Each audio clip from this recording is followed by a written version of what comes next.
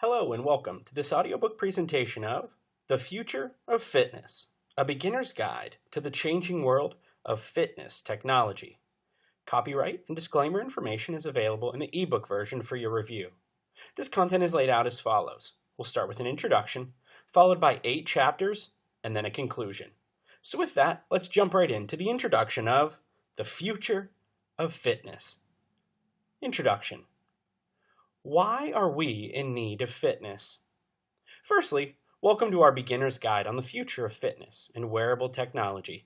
I just want to say thank you for joining me as we embark on a quick journey of discovery into this ever-changing landscape of technological advancement. In this first introductory chapter, we will be going over why we are in need of fitness and how technology is and will play a huge part in getting us fit. Let's get started. First and foremost, here we are, living in an era where fast food meals that are rich in fat are available on every corner and advertised on every platform available. There's no wonder more and more people are suffering from obesity. Obesity, in the dictionary, is defined as the condition of being very fat or overweight, corpulence. There are dire consequences for those that are morbidly obese. Take a look at the facts and figures about obesity throughout the world. According to the World Health Organization, the WHO, obesity rates worldwide have doubled between 1980 and 2008. In 2014, 39% of adults 18 and over worldwide were overweight. It's about 2 billion people, with 19% of them considered obese, estimated at 1 billion people. Obesity statistics in children is just as disturbing. World Health Organization revealed that the number of overweight and obese children under 5 years old has risen to 41 million, from 31 million in 1990. How is obesity measured? It is measured using BMI, or the Body Mass Index. This can be calculated by taking the weight of the individual in kilograms and dividing it by his or her height in meters. Mind you, this isn't going to distinguish weight that is associated with muscle from weight associated with fat.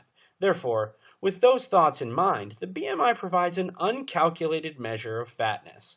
So, the BMI is considered a rough guide because it doesn't correspond to the same degree of fatness in every person.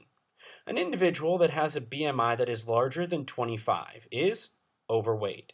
However, if an individual has a BMI that is 30, they are considered obese. Obesity is one of the leading causes of preventable death.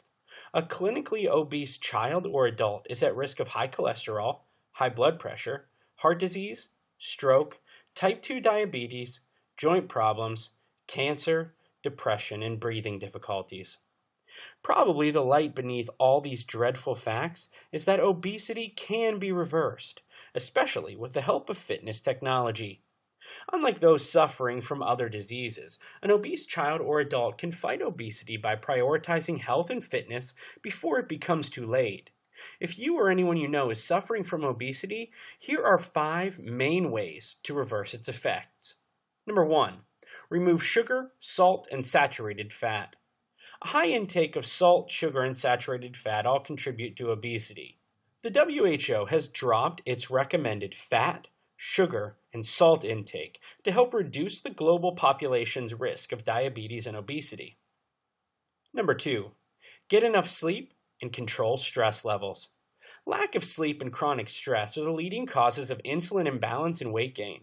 Poor sleeping patterns have been linked to damaged metabolism and increased cravings in carbohydrates and sugar. Religiously sticking to at least 8 hours of uninterrupted sleep, paired with activities that promote relaxation, like yoga, meditation, massage, etc., could help reverse the effects of type 2 diabetes. Number 3. Get educated about nutrition.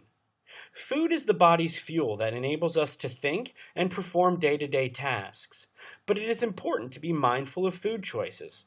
Aside from maintaining WHO-recommended fat, sugar, and salt intake, adding whole, unprocessed foods, such as vegetables, fruits, and nuts, to the diet can prevent insulin resistance and, in turn, help reverse obesity. The right set of multivitamins and supplements can also promote proper metabolizing of fat and sugar. If you are unsure of the diet and supplements suitable for you, it is best to seek advice from a nutritionist. Number 4. Exercise. Any physical activity, may it be walking for several hours or performing high-intensity interval training for 30 minutes, is better than nothing. Make sure to get the heart rate up whenever you exercise. Number 5. Measure progress. Many studies have shown that people who track their diet and exercise progress with a notebook or spreadsheet lose twice as much weight. Self-monitoring had been a tedious task since BMI measurements, calorie intake, and physical activities are logged in manually, but fitness phone apps made it much easier. Now with fitness trackers that can monitor everything from steps, distance ran, speed, estimated calories burned, and even sleeping patterns, self-monitoring provides much more motivation than ever. Anyone who has been diagnosed with obesity may find the situation bleak, but this shouldn't be the case. Changes in lifestyle, diet, and fitness could help prevent or revert the effects of obesity, and with the aid of fitness technology, the obesity situation may be easier to beat than ever.